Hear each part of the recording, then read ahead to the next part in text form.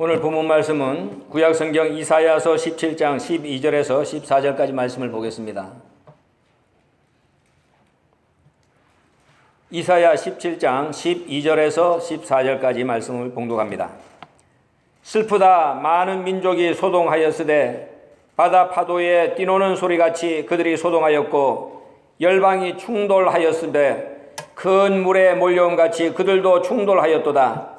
열방이 충돌하기를 많은 물에 몰려옴과 같이 하나 주께서 그들을 꾸짖으시리니 그들이 멀리 도망함이 산의 겨가 바람 앞에 흩어짐 같겠고 폭풍 앞에 떠도는 티끌 같을 것이라. 보라 저녁에 두려움을 당하고 아침 전에 그들이 없어졌나니 이는 우리를 노력한 자의 분깃이요 우리를 강탈한 자의 보응이니라. 이는 하나님의 말씀이니라. 아멘. 오늘 이사야 17장 12절에서 14절까지 말씀을 통해서 아침을 만나보지도 못하고 사라지는 존재, 이런 제목으로 말씀의 은혜를 함께 나누겠습니다. 성경에서 아침은 좋은 것을 상징합니다. 아침이 없다, 또 아침을 맞이하지 못한다, 이것은 죽음을 뜻합니다. 죽은 사람은 아침을 맞이하지 못하잖아요. 또 죽으면은 아침이 없잖아요. 그래서 성경은 아침은 좋은 것이다, 아침을 맞이할 수 있는 인생, 좋은 인생, 복받은 인생이다, 이렇게 말씀합니다. 우리가 저녁에 잠자리에 들었으면은 다음날 아침에 일어날 수 있어야 됩니다. 그래야 생명이 연장된 것이죠. 오늘 목사님이 우리에게 가르쳐 주기를 저녁에 꼭 잠자리에 들기 전에 이렇게 기도해라. 우리가 입었던 옷이 수위가 되지 않고 내가 누웠던 자리가 무덤이 되지 않게 해달라.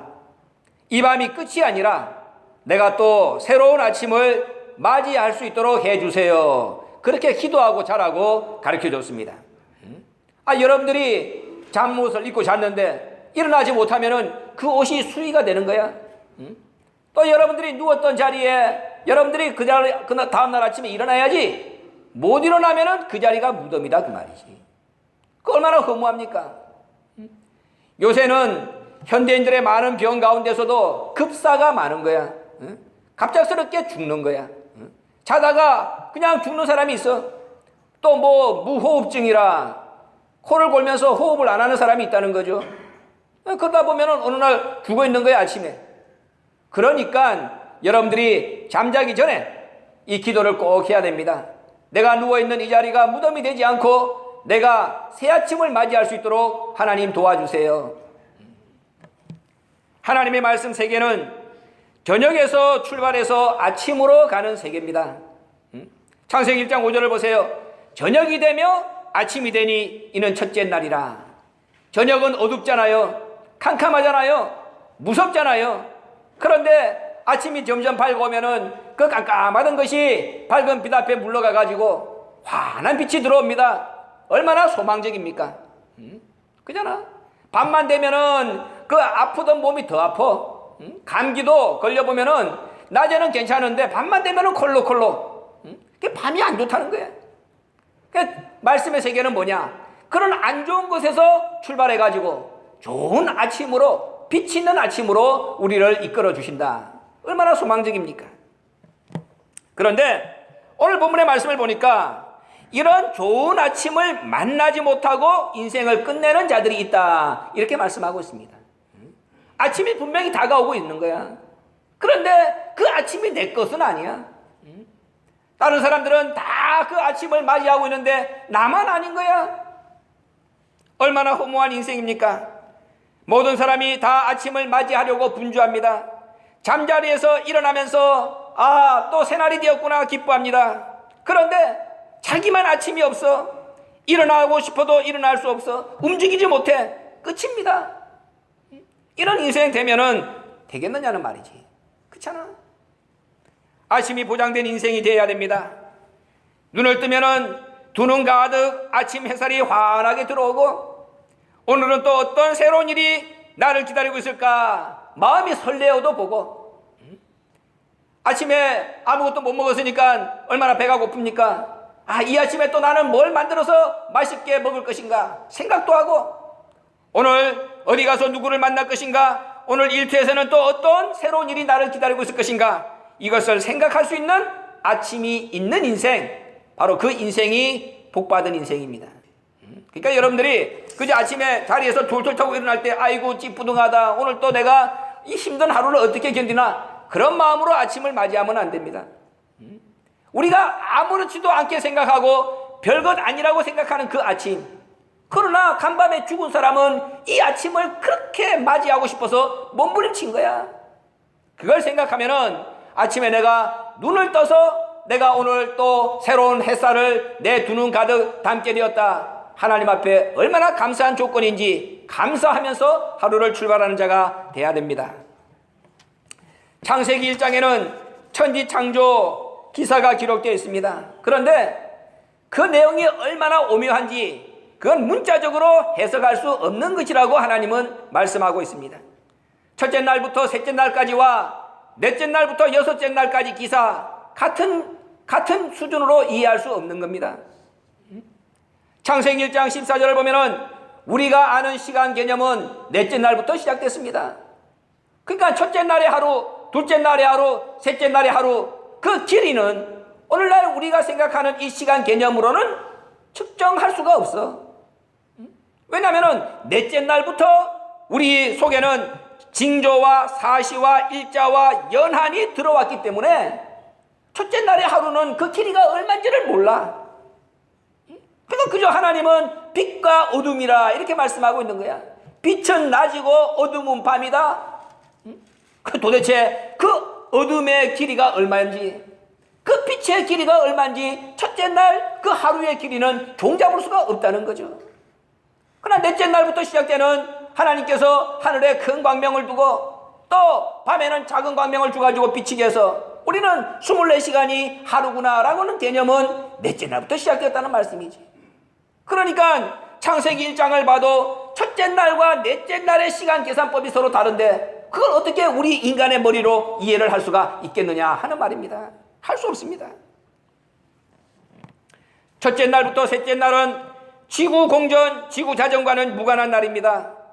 이것은 하나님께서 고장난 인생들에게 역사하시는 시대적 경륜을 우리에게 말씀하고 있는 것입니다. 다시 말하면 범죄한 인류는 저녁과 밤과 어둠으로 대변되고 하나님은 아침과 낮과 빛으로 대변된다. 그것을 보여주고 있는 것입니다. 하나님은 어둠이 없기 때문에 아침이고 낮이고 빛이고, 그 하나님 앞에 범죄한 죄악된 인간들은 늘 저녁이고 밤이고 어둠이다. 하나님 그걸 보여주고 있는 거예요.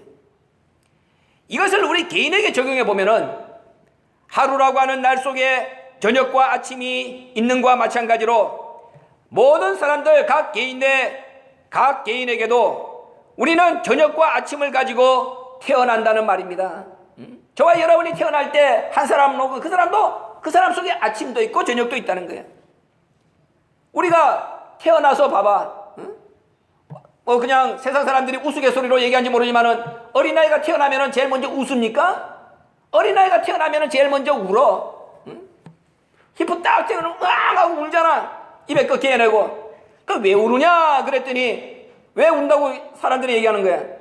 태어나는 순간부터 자기 생명의 날수가 줄어드는 거야. 그렇잖아요. 태어나는 순간부터 날수가 생명이 길어지는 게 아니라 만약에 그 사람이 100살 산다고 보장받고 왔다 그러면 태어나는 순간부터 날짜는 감해지는 거야. 슬퍼서 운다는 거지. 우리 마음속에 하나님은 이렇게 저녁과 아침을 가지고 태어나게 했습니다. 하나님의 말씀을 믿고 순종하면은 아침 해가 환하게 떠오르지만은, 그러나 하나님의 말씀 앞에 불순종하면은 저녁이 찾아오는 인생이 된다. 하나님은 그걸 우리에게 보여주고 있는 거예요. 한 인간, 죄악된 인간의 마음속에 아침과 저녁을 하나님이 담아두고 그 짧은 인생, 예정되어 있는 시간 속에서 네가 하나님의 말씀 앞에 순종하면은 해가 떠오르는 날이 많아지는 것이고, 하나님의 말씀 앞에 불순종하면은 밤이 길어지는 인생을 만나게 된다. 그것을 우리에게 보여주는 말씀이라고 할 수가 있습니다. 성경의 역사를 보세요. 성경의 역사를 보면은 언제나 저녁이 아침보다 먼저 오고 있다는 것을 발견하게 됩니다. 타락한 인간의 역사이기 때문에 그렇습니다. 언제나 저녁이 먼저 와. 가인과 아벨을 보세요. 가인은 저녁입니다. 아벨은 아침이야. 잘못된 것이 먼저 오는 거예요, 항상. 가인의 후예를 보세요. 에녹이 이랏을 낳고 이랏이 무야엘을 낳고 무야엘이 무두사엘을 낳고 무두사엘이 라멕을 낳습니다. 그런데 그들은 다 저녁이야. 반면에 셋의 후예를 보세요. 에노스, 게난, 마할랄렛, 야렛, 에녹, 무두셀라, 라멕, 노아. 그들의 삶은 다 아침입니다. 하나님이 인정하는. 또 이스마엘과 이삭을 보세요. 이스마엘은 저녁이죠. 이삭은 아침이야. 에서와 야곱을 봐도 에서는 저녁이고 야곱은 아침입니다. 요셉의 11 형제 다 저녁이지만은 요셉만큼은 하나님 앞에 아침이었습니다. 므낫세가 저녁이고 에브라임이 아침입니다. 이스라엘 백성 전체는 선민이라고 자랑을 했지만은 예수님 앞에서 그들은 다 저녁이고 세리와 창녀가 하나님께서 인정하시는 아침이었습니다. 이걸 봐. 모든 타락한 인간의 역사를 보면은 언제나 저녁이 먼저 와. 저녁은 이 땅에서 영화를 누리고 득세하고 목에 힘주고 살아간 것 같지만은 그러나 그들은 저녁이야, 저녁. 하나님의 말씀과 상관이 없이 살아가는 사람들, 이렇게 구속사는 모든 관계가 저녁과 아침이 있는 그러한 세계 속에서 공존하고, 그러나 저녁은 아침보다 먼저 찾아오게 되며 아침이 저녁을 잡아먹어야 승리하는 구속사가 완성된다는 것을 일관되게 보여주고 있는 것이다. 이렇게 성경은 말씀하고 있습니다. 그래서 저와 여러분은 저녁에서 출발해서 아침으로 가는 인생이기 때문에 반드시 이 아침이 있는 자가 돼야 되는 거야. 아침이 있는 자. 아침이 있는 자가 어떠한 자입니까? 시편 49편 1절에서 13절까지 말씀을 보면은 하나님의 뜻과 상관이 없이 자기를 위해서, 자기 가족을 위해서, 또 자기가 좋아하는 것을 위해서 재산을 모으고 명예를 축적하고 또 그 모든 얻은 것들을 자기 이름으로 등기하는데 평생을 바치는 어리석은 자들의 모습이 기록되어 있습니다. 시편 49편 1절에서 13절. 그런데 이런 자들에 대하여 성경은 뭐라고 결론을 내리고 있느냐? 그들을 이끌어가는 목자는 사망이다. 그리고 그들의 삶의 결국은 음부에 들어가는 것이다. 썩는 것이다. 이렇게 말씀하고 있습니다. 이 땅에서 자기 자신을 위하여, 가족을 위하여 재산을 축적하고 또 자기 이름으로 다 등기하는 데만 혈안이 돼서 살아간 인생들, 그들을 이끌어가는 목자는 사망이라는 겁니다. 그리고 그들이 가는 마지막 종착지는 음부라. 이렇게 말씀하고 있습니다. 그런데 시편 49편 14절 말씀을 보면은 이런 자들을 누가 다스리느냐? 성경은 말씀하기를 정직한 자가 아침에 이들을 다스린다. 이렇게 말씀하고 있습니다. 정직한 자는 아침이 있다는 말입니다.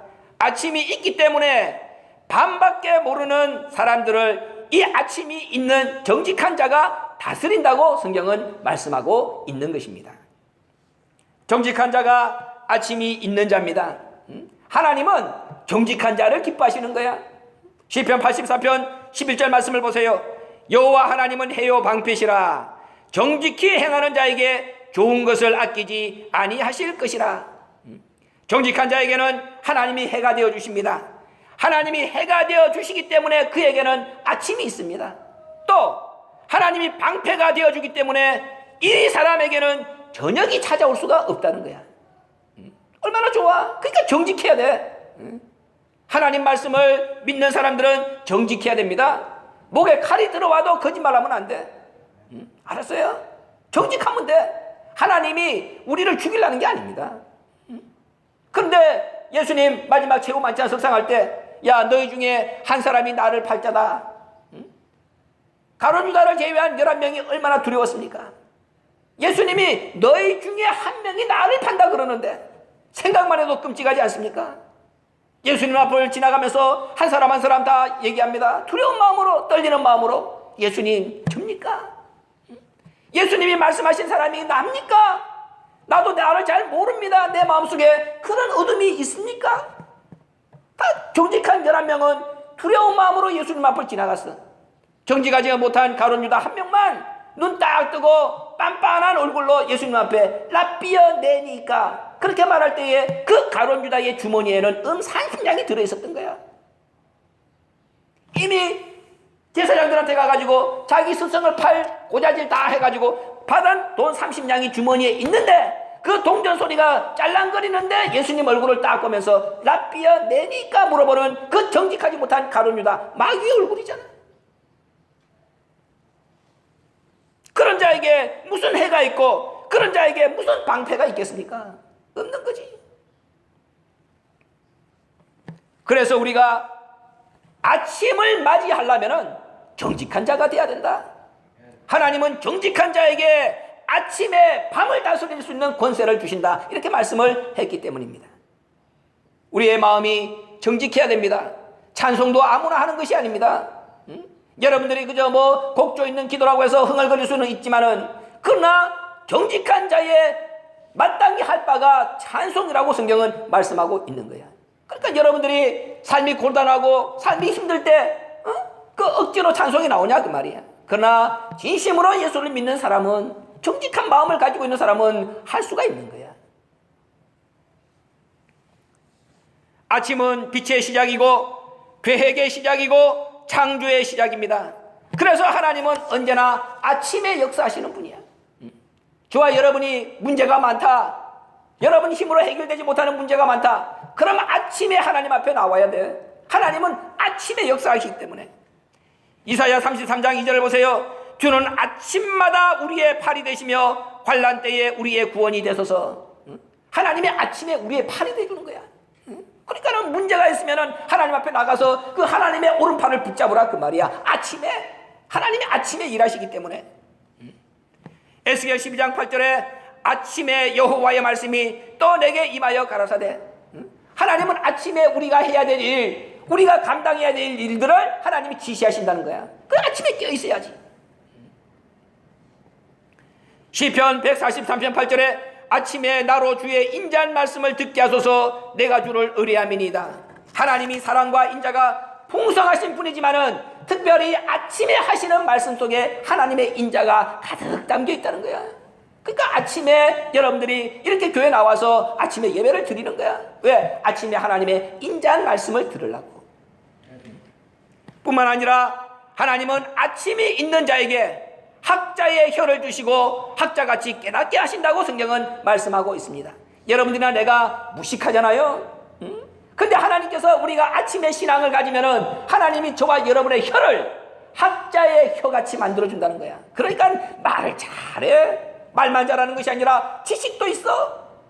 우리 말에 넘어가지 않을 사람이 없는 거야. 왜? 아침이 있는 사람은 하나님이 그렇게 만들어주신다는 겁니다. 뭐 내가 말을 못합니다. 나는 말에 조랍니다. 그래서 전도하지 못합니다. 다 아침이 없기 때문에 그런 거야.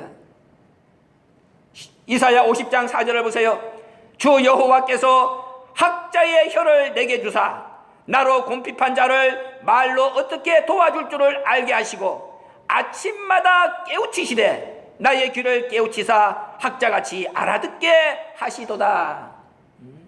내가 아침에 신앙을 가지면은 하나님께서 나에게 학자의 혀를 주고 또 학자같이 하나님의 말씀을 잘 알아듣고 깨닫게 해준다는 거야. 그러니까는 여러분들이 핑계댈 수가 없다는 거죠. 나는 말을 못합니다. 내가 나가서 누구를 전도하는 거 힘듭니다. 뭐가 없기 때문에? 아침에 신앙이 없기 때문에 그런 거예요. 하나님은 아침에 신앙을 가지면은 학자의 혀를 주고 학자같이 깨닫게 한다는 거야. 다시는 핑계하지 말라는 거죠. 하나님은 그래서 아침을 가지고 있는 사람을 찾고 계십니다. 오늘도 찾고 계신 거야. 누가 아침을 맞이할 수 있는 자격자냐? 누가 아침에 신앙을 가지고 있느냐? 제발 아침에 나를 만나는 사람이 어디 있느냐? 하나님은 아침을 가지고 있는 사람을 찾아 헤매십니다. 아가서 6장 10절을 보세요. 아침 빛같이 뚜렷하고 달같이 아름답고 해같이 맑고 기치를 버린 군대같이 어미한 여자가 누구냐? 이 땅에 살아가는 사람들이 하나님 앞에 다 여자들이잖아. 그러니까 하나님이 아침에 빛같이 뚜렷하고 달같이 아름답고 해같이 맑고 기치를 버린 군대같이 어미한 여자, 이 땅에 누가 있느냐? 하나님은 이렇게 찾고 있는 것입니다.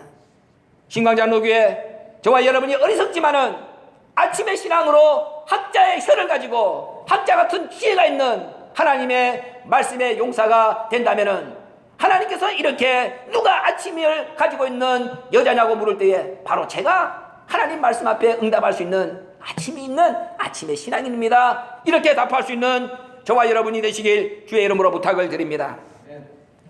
반면에 아침이 없는 자가 있습니다.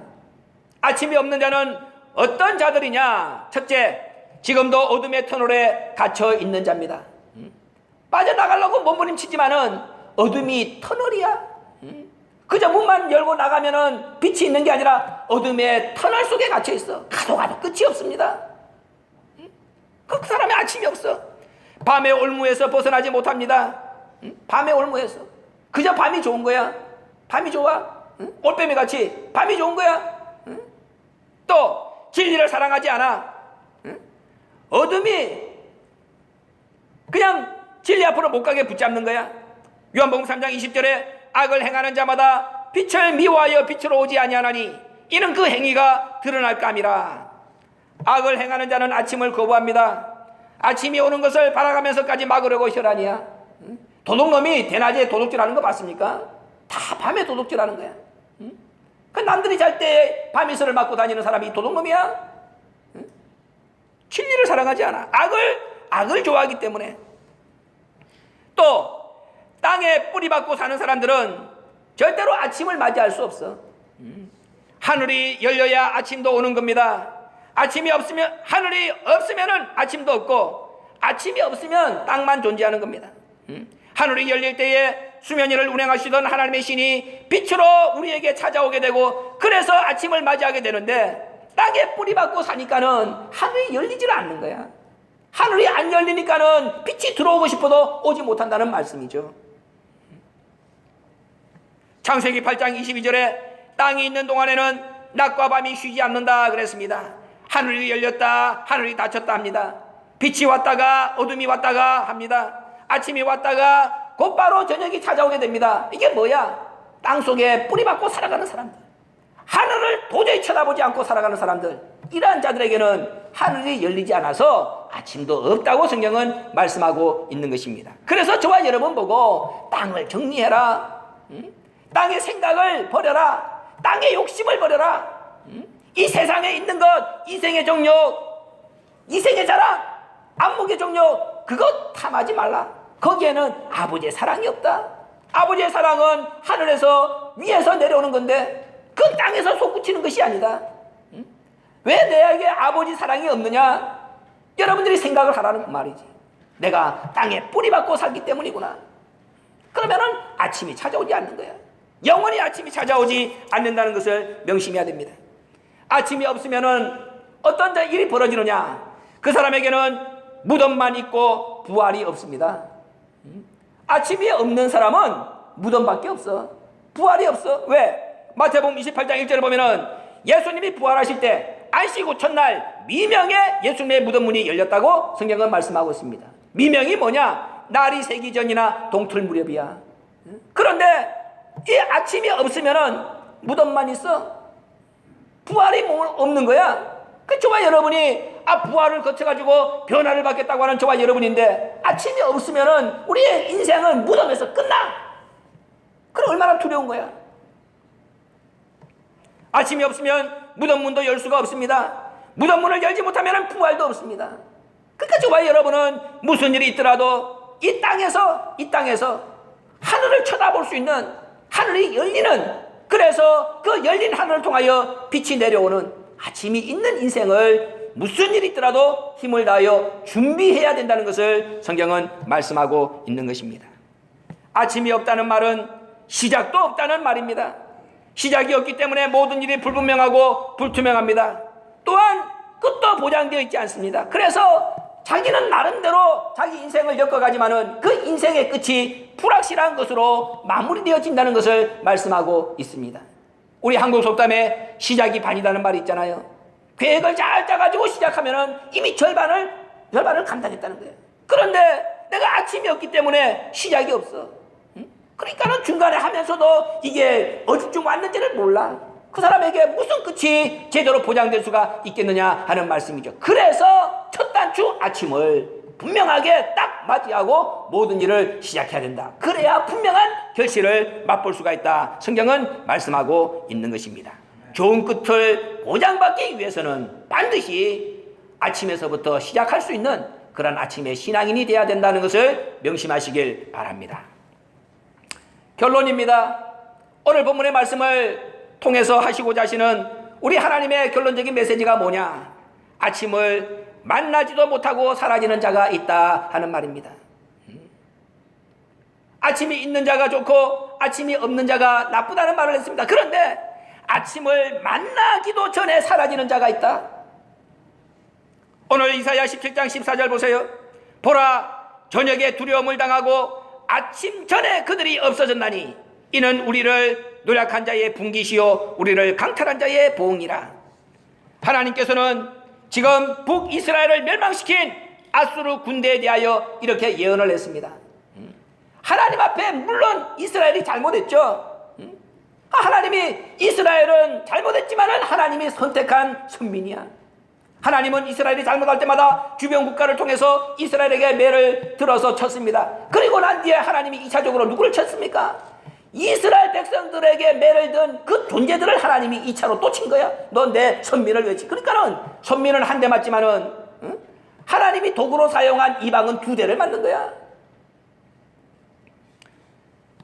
이스라엘이 하나님 앞에 범죄함으로 말미암아서 하나님은 아수르를 동원해가지고 이스라엘을 멸망시켰습니다. 그런데 하나님께서 이스라엘을 멸망시켰다는 이유 때문에 아수르를 오늘 어떻게 하나님이 벌을 내리느냐? 아침을 만나기 전에 없애버렸다고 말이야.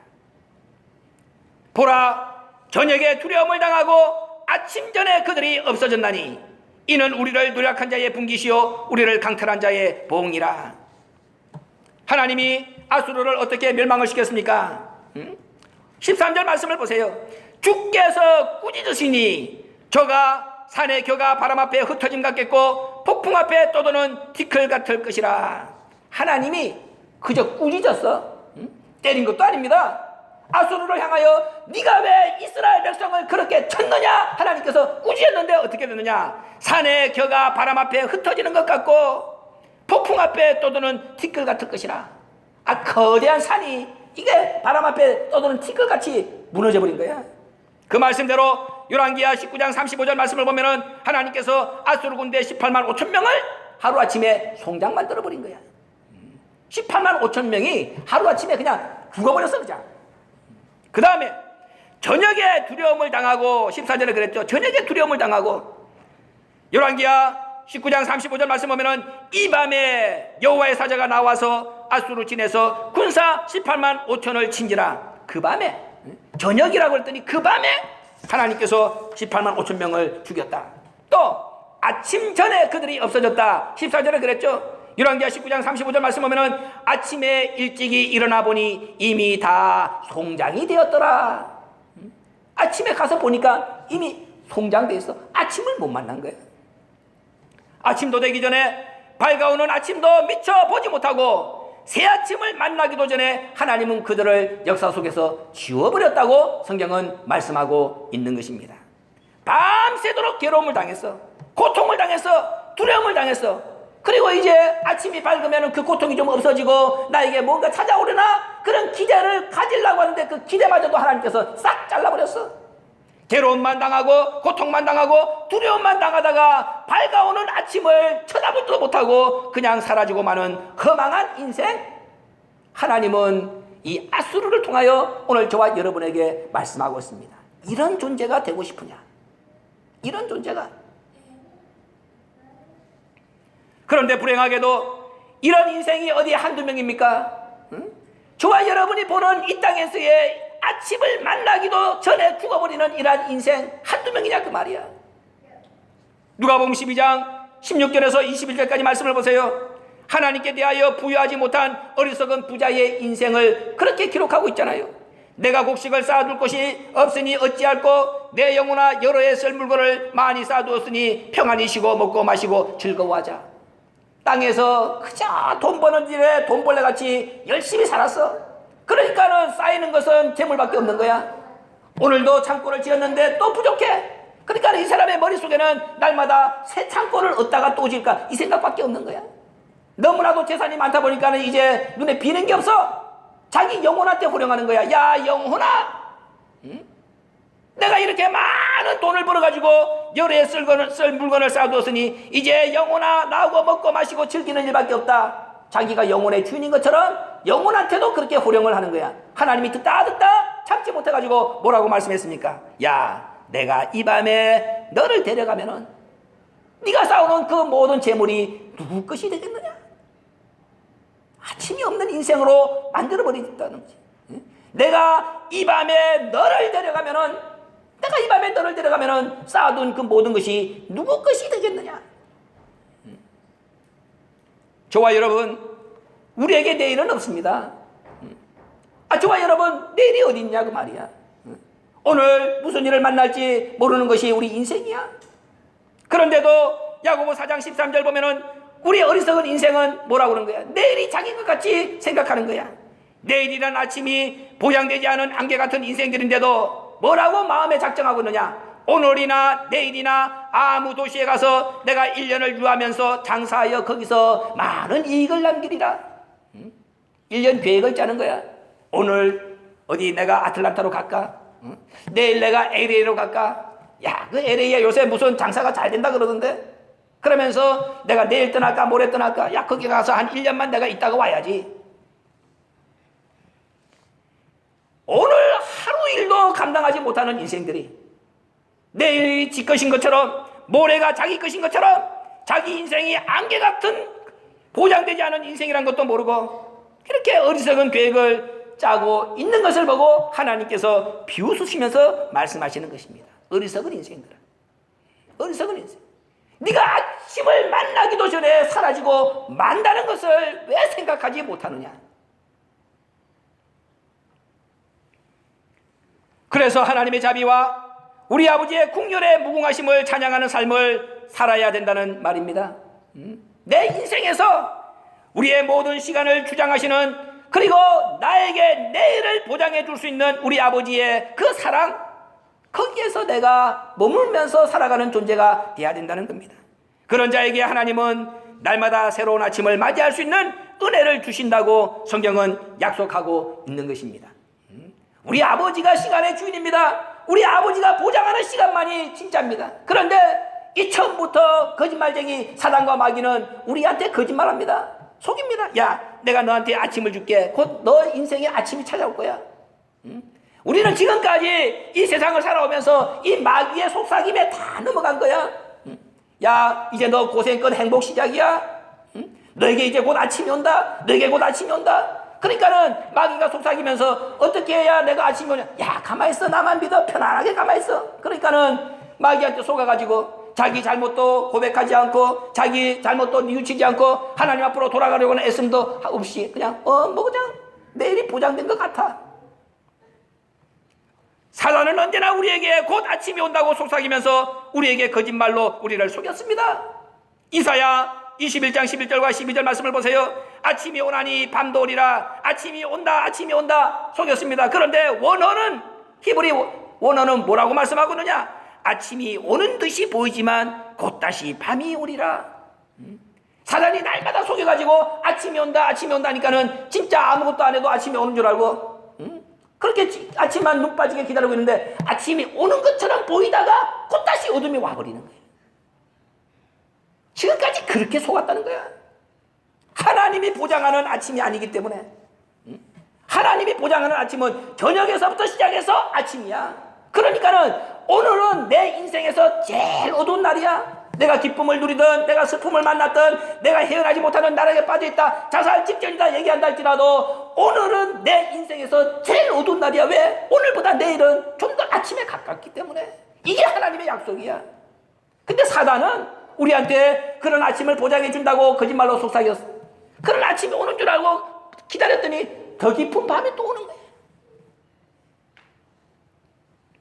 이사야 8장 20절을 보세요.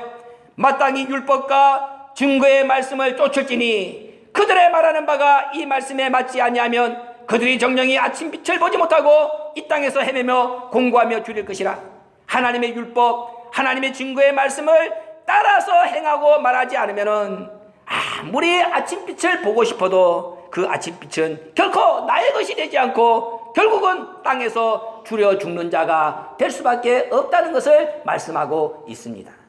말씀을 통하여 보장받는 아침, 그 아침만이 우리에게 진정한 아침빛을 준다는 거야. 그러니까는 하나님의 율법과 증거의 말씀에서 벗어나지 아니하는 자가 돼야 된다는 것을 성경은 우리에게 가르쳐주고 있는 것입니다. 저와 여러분이 말씀으로 우리의 삶의 모든 것을 삼을 때에, 그때야 우리의 삶에 보장된 창세기 1장 5절 저녁이 되며 아침이 되니, 아침을 향하여 달려가는 저와 여러분의 발걸음이 정직한 발걸음, 진실한 발걸음, 마침내 아침을 만나고야 마는 승리의 발걸음이 된다. 말씀은 그렇게 약속하고 있습니다. 이 아버지의 말씀을 붙잡고 사단의 꾀임에 넘어가지 않는 신광의 권속들 모두가 되시길 주의 이름으로 부탁을 드립니다. 스가랴서 14장 7절에 하나님은 하나님의 아시는 한 날이 있다고 그랬습니다. 그 날은 낮도 아니고 밤도 아니라고 했습니다. 그저 어두워갈 때에 빛만 있는 날이라고 말씀했습니다. 바로 하나님의 아침을 우리에게 가르쳐주시는 말씀입니다. 이 아침이 지금 우리를 기다리고 있습니다. 이 아침이 어두워갈 때에 빛만 있는 이 아침, 바로 심판의 아침입니다. 심판의 아침이야. 빛만 나타나. 그래서 어두운 자들은 심판받을 수밖에 없어. 아침이 있는 자만 이 한날의 주인공이 될 수 있습니다. 하나님의 영광을 아는 빛이 마음에 있는 자가 이 빛 속에서 살아남습니다. 에녹처럼 하나님께서 빛의 열매가 되라고 명령하셨을 때에 이 어두운 세상 속에서 빛을 붙잡고 빛의 응답자가 된 자만 이 빛을 붙잡을 수가 있다고 성경은 말씀하고 있습니다. 이 한날을 보장받기 위해서 오늘 저와 여러분이 이 자리를 지키고 있는 것입니다. 다시 한번 나에게 내일이 있는가 물어보시기 바랍니다. 그리고 사단에게 속지 마시기 바랍니다. 말씀을 통하여 하나님께서 보장해 주시는 내일을 이 시간 말씀 속에서 만나야 됩니다. 그러기 위해서는 정직해야 됩니다. 그리고 하나님 앞에 아침의 신앙을 갖기 위하여 몸부림을 쳐야 됩니다. 그럴 때 하나님께서 우리에게 스가랴 14장 7절 하나님만 아시는 이 하나님의 아침을 반드시 우리에게 보장해 주십니다. 이 아침에 우리 모두가 기쁜 마음으로, 즐거운 마음으로 우리 아버지 앞에서 만남의 역사를 이루는 승리자 모두가 되시길 주의 이름으로 축원합니다. 고마우신 아버지 감사합니다. 이 죄악의 세상에 정말로 아침을 만나지 못하고 사라지는 어리석은 인생이 너무나도 많이 있습니다. 우리가 시간의 주인이 아니면서도 우리 아버지의 생명의 시간을 대신 살아드리는 존재임에도 불구하고 얼마나 우리가 많은 시간을 헛되게 낭비하고 육신의 정력을 위해서 투자하고 이 시간을 다 버렸습니까? 그래서 아침이 나에게 보장되어지도 않은데도 내일도 내 것이고 모레도 내 것인 것처럼 우리가 흥청망청 시간을 낭비하며 살았던 것을 용서하여 주시옵소서. 정말로 말씀 속에서 다시 한번 우리가 보장받는 아침이 있는 하나님의 자녀가 될 수 있도록 역사하여 주시옵소서. 우리의 삶 속에 다시는 사단의 꼬임이 깃들지 못하도록 아침의 빛으로 막아주시고 우리에게 보장된 아침 속에서 우리 아버지의 영광을 마음껏 찬미할 수 있는 복받는 열매들이 될 수 있도록 축복하여 주시옵소서. 신광의 권속 모두에게 우리 아버지께서 보장하시는 아침이 반드시 있다는 것을 다시 한번 감사할 수 있는 깊은 신앙을 허락하여 주시옵소서. 예수님의 이름으로 감사기도 올려옵나이다.